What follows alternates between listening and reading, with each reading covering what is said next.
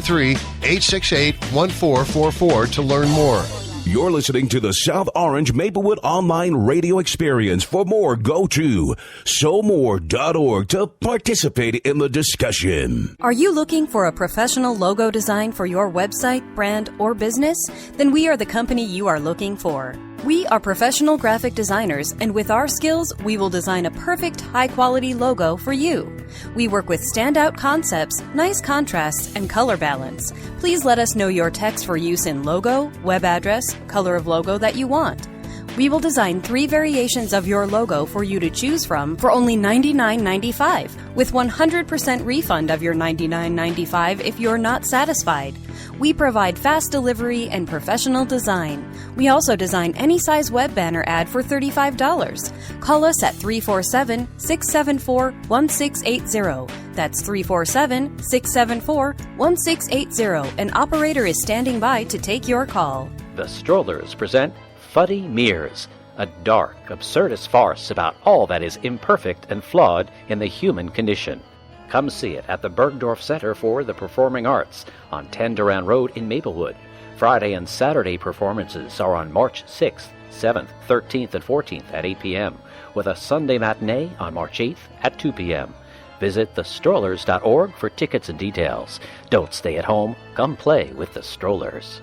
This is the South Orange Maplewood Online Radio Experience. We want to hear from you at 973-327-3626 or log on to SoMore.org to let us know your opinion. You're listening to the South Orange Maplewood Online Radio Experience. For more, go to SoMore.org to participate in the discussion. Now we bring you Kwame Ture. His given name, Stokely Carmichael. At 2 years of age, his parents brought him to New York, where he went on to attend the Bronx High School of Science. In 1960, he became involved in the student faction of the Civil Rights Movement. Soon he attracted headlines as head of the Student Nonviolent Coordinating Committee. He's credited with first calling for Black Power. And then he attracted great news media attention when he and many others began to agree with Malcolm X's contention that everyone had a right to self-defense. Here you are talking about you afraid of violence, and the Hokies drafting you out of school to go fight in Vietnam.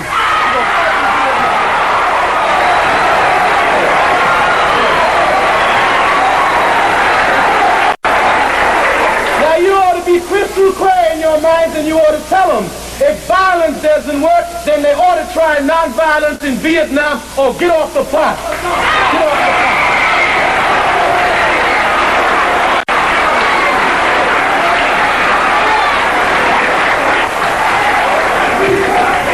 But then finally, on the subject of violence, we want to make a philosophical approach to it. The existentialist philosophers talk about the executioner-victim relationship that is always prevalent in most of the world today, especially the non-white world, where they're fighting for their liberation. He says there are executioners and there are victims. The executioners are self-imposed. The victims begin to fight and agitate for their liberation. They use all type of means to get their liberation. The revolutionary philosopher Frantz Fanon says that what happens is that the victim begins to agitate. He uses all types of means against his executioner in fighting for a position of equality. After he tries a number of means and they do not work, he then begins to imitate the means by which his executioner has him down. That is usually through force and violence. He says, and then they begin to use it against them, breaking the one taboo that they've never been able to break, hitting back against their executioners, so that you ought not to be upset. If we are violent, the United States taught us very well how to be violent. Well, the civil rights era is over, despite the fact that the grievances raised back then persist today. Our guest is a resident of Guinea nowadays and is known as Kwame Ture, widely recognized as a major figure of our times. Welcome, brother. Well, it's an honor to be here with you and to see that you're still struggling. You know, so many fall by the wayside. You've noticed. I noticed. But some just keep getting stronger, and you're one of those who keep getting stronger. Well, it takes one to call one. Well, I know it. You know, like we used to say in the 60s, we don't want racehorses, we want war horses. All right. How are you doing, really? Well, I'm doing well. I can't complain. You know, I've had some bout with cancer, which was discovered here in New York, thanks to an excellent doctor, Dr. Barbara Justice Mohammed, who's a cancer specialist in her own right, plus AIDS specialist, plus so many other specialists. Yeah. But above all, she's a conscious doctor. Organized a group of physicians here when I fell sick, took care of me, and I had some radiation for the prostate cancer. And after the first stage, I went to Cuba for the second stage of treatment, where I found a perfect herbalist doctor. You know, in Cuba, unlike in other countries, they don't fight the herbalist doctors for the benefit of the multi-drug corporations. You know, they fight, they give them encouragement, they respect them. So Cuba has some of the best herbalist doctors in the world because of this.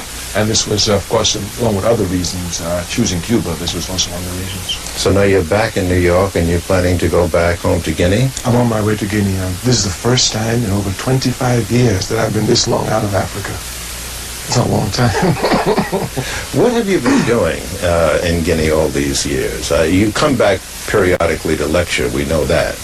Well, in Guinea, I'm a member of the All-African People's Revolutionary Party, which is a party that was founded by Osagyefo Kwame Nkrumah.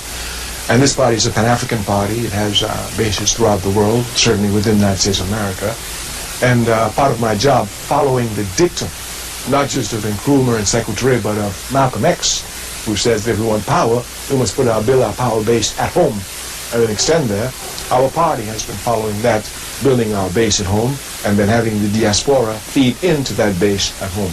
So my work is to organize this party as an organizer. We have many, many, many organizers. I'm only one of them, to organize this party. And we've been able in the last 3 decades, less than 3 decades anyway, because the party was formed in visualized in 1967. We started moving in 1969. So visualized that early? Yeah, 1969. It found in Kwame Nkrumah's book, The Handbook of Revolutionary Warfare.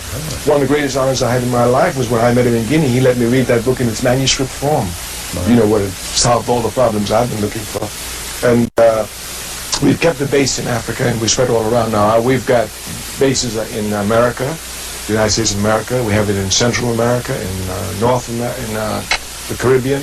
We have it in England. We have it in North America, Canada, in all of Africa. So we have it in major places where Africans have been spread. We have not gotten into the eastern part of the world just yet, but of course, as we get stronger, we'll definitely hit that area. Word has it that you were persona non grata for a while in Trinidad. Does that still exist, or has that been diluted?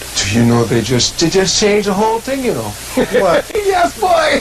They got an Indian government now. And I'm kidding them, you know. They brought me back to Trinidad 2 weeks ago. They gave me a welcome fit for a king. What? Well, I'm telling you. So I said, I see. So now they got an Indian government. Only African government can ban me. Back to Guinea. What attracted you to take up residence in Guinea? Revolution. Revolution. I went to Guinea. When I went to Guinea, was the most revolutionary country in Guinea at that time. Co-presidents were Secretary and Kwame Nkrumah. Everywhere on the front lines, defending Africa's dignity, everywhere on the front line, expanding the African Revolution. So I went there for revolution, and I've been very honored in my life. I was able to serve both of them and learn, of course, a lot. Commit at a young age many serious missions for the African Revolution, which gave me a great deal of experience. And one would argue your battlefield was on this side of the Atlantic. Well, it might be difficult to say that when in Trinidad you just told me I should come home. In that aspect of life, I was very fortunate. I was born in the Caribbean, so I have ties there. I spent much struggle here in the United States. Of course, I spent over 25 years in Africa. So the people in Africa give you a little run for your story too, especially in Guinea. They're telling me, no, if you're going to die, you got to die in Guinea, so you better come on back. Were you invited by Secretary?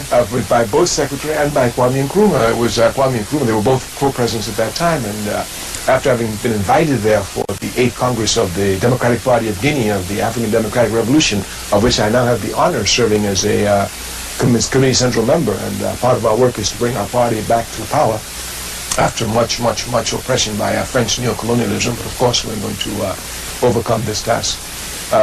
When I went to say goodbye after spending some time there, Kwame Nkrumah. He might have been joking. He said, well, where are you going? I said, well, sir, I am going to Tanzania. There I'll hook up with some of the liberation movements, and I'll probably fight with one of those liberation movements. He said, well, that's a worthy task, and it's good that, almost like Frantz Fanon, you're coming to shed your blood and battle. He said, but I thought maybe you'd like to come and be my secretary. I said, what? He said, well, you're here. If you're just going to, fighting is good, but you guys said, oh, I'll be here. So I said, I'm coming out. I said, don't worry, I'll come back out, right? So that's just how, I just couldn't say anything. I couldn't believe it, but I'm going to give him a chance to think. What sort of a man did you find Mr. Nkrumah to be?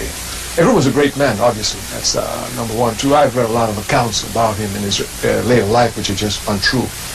In no time at all did the Osage folk ever become discouraged. On the contrary, he knew exactly the plans that he had seen and laid out for Africa would fall exactly in place as he'd seen them, which of course they are falling exactly in place. He foresaw everything that was seen today. He foresaw everything. Even we used to scream about military regimes, he said military regimes have no tradition in Africa. Do you know what's a fact? In Africa in the olden days, if you were my chief, and I was your chief of staff, military chief of staff, when you died, I committed suicide and went with you. Yes! And there you have it, ladies and gentlemen. A little synopsis of the great Kwame Ture. He talked about that the African government banned him in Trinidad and Tobago, and the Indian government honored him and brought him back to Trinidad and Tobago.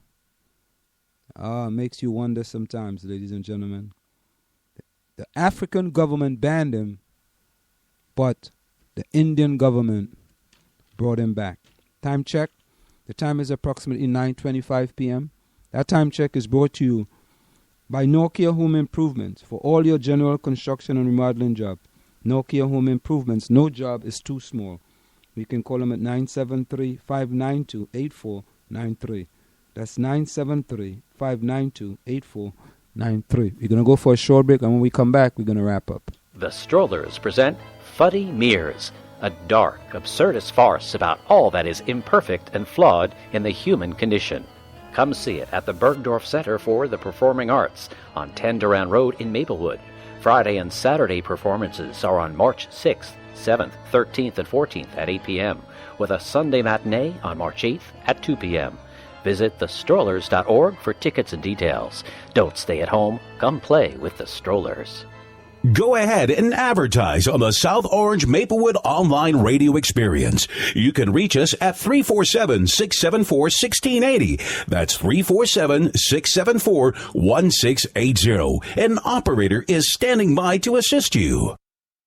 Want to learn piano for kids? Then I recommend Wendy Goldstein School of Piano. Wendy Goldstein has been offering piano lessons since 1993 and teaches piano in a very natural way.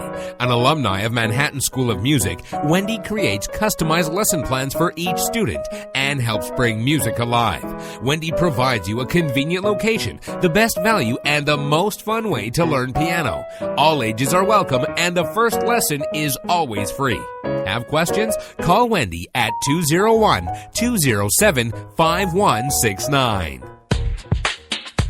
Do you want your kid to run faster with better running form and conditioning for his or her sport?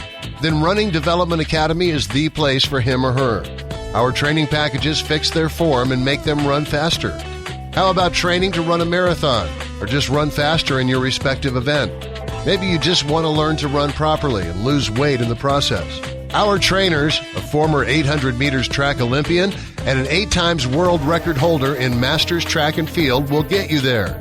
Don't delay. Sign up today at runningdevelopmentacademy.com or contact us at 973-868-1444. That's 973-868-1444 to learn more. Are you looking for a professional logo design for your website, brand, or business? Then we are the company you are looking for. We are professional graphic designers, and with our skills, we will design a perfect, high-quality logo for you.